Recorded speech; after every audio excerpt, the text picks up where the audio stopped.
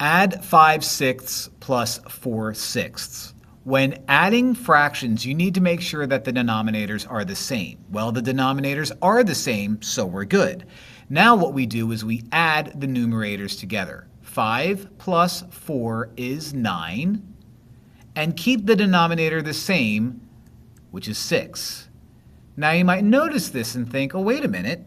I can simplify that fraction. Both numbers are divisible by 3. So divide the numerator and the denominator by 3.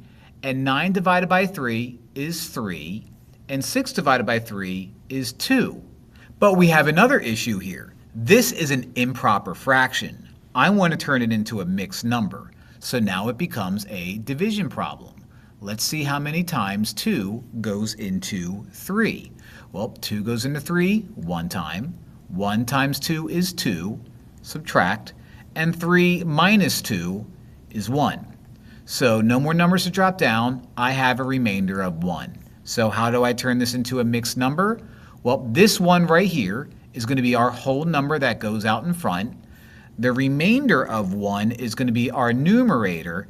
And the 2 that we divided is still going to be our denominator, just like it was right here.